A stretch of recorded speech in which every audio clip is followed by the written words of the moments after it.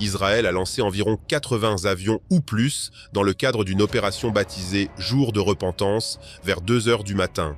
Voici les routes possibles que l'armée de l'air israélienne aurait pu emprunter pour frapper l'Iran. Bien que ces routes puissent sembler simples, elles impliquaient une planification complexe, notamment des calculs pour le ravitaillement en vol et la coordination des avions d'attaque pour traverser la Jordanie, la Syrie et l'Irak. Ils ont également neutralisé les menaces potentielles de défense aérienne en Syrie et en Irak pour assurer un retour plus sûr en cas de ciblage. La stratégie d'Israël consistait à attaquer l'Iran en 3 vagues. La première vague ciblait les sites de défense aérienne de surface, les installations radars et le quartier général de la défense aérienne iranienne à Téhéran, Iloum et Kezesan. La deuxième vague s'est concentrée sur la destruction des missiles balistiques. Et enfin, la troisième vague visait les industries de fabrication militaire. Pour éviter les défenses aériennes iraniennes, ils ont utilisé les missiles ROX qui leur permettaient de frapper depuis des positions plus proches des cibles ennemies sans que les avions ne doivent pénétrer profondément en territoire iranien.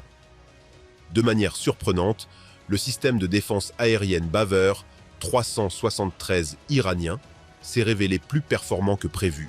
Nous examinerons également le fonctionnement de ce missile de défense aérienne et la force de l'armée de l'air iranienne. Tout cela dans cette vidéo. Examinons d'abord les avions de chasse israéliens utilisés dans les opérations. Les fers de lance sont les avions de chasse de 5e génération F-35, les avions de défense aérienne F-16 et les avions d'attaque au sol F-15 qui ont couvert environ 1600 km, soit environ 1000 miles.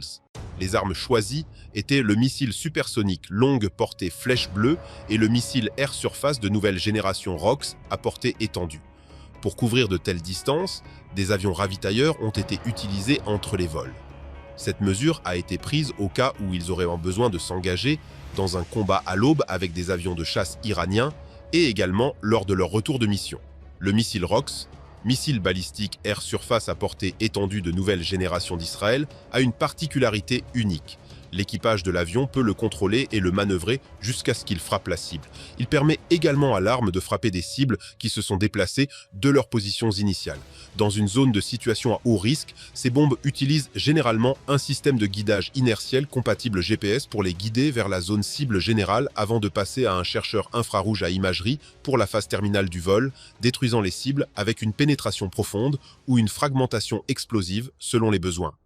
De façon surprenante, les missiles Baver 373 et S-300 ont réussi à intercepter des drones israéliens et certains missiles. Examinons rapidement le Baver 373. Ce système utilise des missiles S-4 qui sont logés dans 2 conteneurs de lancement rectangulaires. Il dispose d'un système radar à réseau phasé pour suivre à la fois les cibles aérodynamiques et les missiles balistiques sur des portées moyennes à longues. L'un des radars utilisés dans le Baver 373 est le Mare 4, un radar à réseau phasé d'une portée de 450 km, dont l'Iran affirme qu'il peut suivre simultanément jusqu'à 200 cibles. L'attaque israélienne peut être divisée en 3 phases distinctes, chacune ciblant des composants critiques de l'infrastructure militaire iranienne. La première vague se concentre sur la neutralisation des systèmes de défense aérienne de l'Iran. Téhéran, Iloum et Kezesan sont parmi les régions où des attaques vérifiées ont été confirmées par l'Iran comme ayant été touchées ou partiellement endommagées. Les cibles clés comprennent les sites de missiles surface-air, SAM, et les installations radars, cruciales pour la détection précoce et la défense contre les assauts aériens. Le quartier général de la défense aérienne iranienne a confirmé les attaques qui visaient la capacité de la nation à suivre et à répondre aux menaces entrantes futures. La deuxième vague cible les capacités de missiles de l'Iran, se concentrant spécifiquement sur la neutralisation des systèmes de missiles balistiques et hypersoniques. Au moins 3 bases de missiles ont été attaquées lors de cette deuxième vague de frappes israéliennes. Les drones de l'IDF ont également ciblé la base militaire secrète de Parin, dans la périphérie de Téhéran, et finalement, un drone a réussi à traverser la défense aérienne iranienne et à frapper la base, tandis que d'autres ont été abattus. La troisième et dernière vague se concentre sur la destruction des casernes militaires clés et des installations de fabrication essentielles à la production de missiles et à la logistique militaire de l'Iran. Les cibles incluent les casernes Kadiri et le château Hassanka, le centre de fabrication et de préparation des missiles, le centre logistique de la force aérienne Sepa et les casernes Imoum Alei. Israël cherchait à cibler des bases de missiles comme les missiles Fatah 1 et Fatah 2. utilisé pour la première fois et constituant l'un des systèmes de missiles avancés de l'Iran. Ce qui le distingue des autres missiles balistiques est sa capacité à accélérer hors de l'atmosphère, tandis que ses surfaces de contrôle aérodynamique permettent le pilotage pour éviter le célèbre système de défense de missiles Aerom fabriqué par Israël. Israël cherchait également à frapper ces missiles balistiques lancés depuis le sol qui visaient les bases de l'IDF. L'Iran a utilisé des variantes du missile balistique Shahab 3 dans sa dernière attaque contre Israël.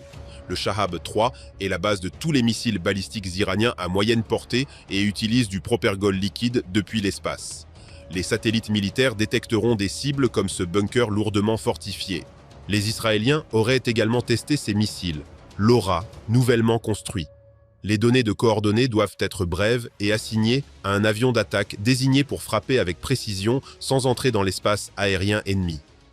LoRa est un missile balistique conçu pour la précision, capable d'engager des actifs stratégiques profondément en territoire hostile. Selon l'entreprise, LoRa peut traverser de vastes distances en offrant un impact à réponse rapide sans engager leur système de défense ni empiéter sur l'espace aérien ennemi. Il y parvient en frappant par le haut à un angle de 90 degrés avec une vitesse supersonique. Ce missile balistique aérien peut pénétrer le bouclier de défense aérienne en transportant une ogive qui peut être guidée par GPS et un système de navigation inertielle qui est insensible au brouillage. Il est également équipé d'une énorme ogive qui garantit que les cibles critiques sont neutralisées avec une seule frappe.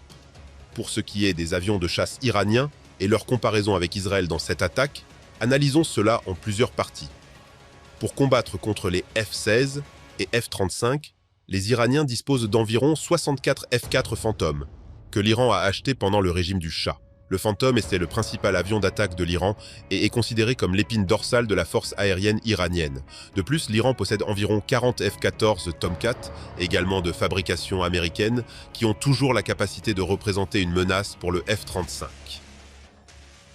L'Iran a également acquis environ 30 avions de chasse polyvalents MiG-29 de la Russie, conçus de manière intéressante pour contrer le F-16.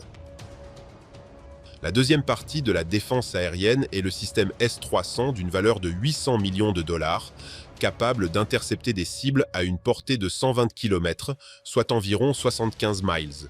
Lorsqu'il est lancé sur une trajectoire balistique, il peut atteindre des distances allant jusqu'à 400 km, soit environ 250 miles.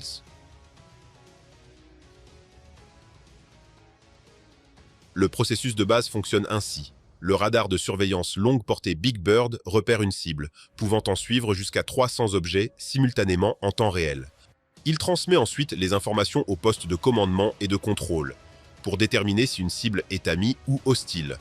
Dans ce cas, le centre de commandement et de contrôle est impliqué. De plus, il choisit d'engager la cible ou reçoit des ordres du commandement supérieur du théâtre pour le faire.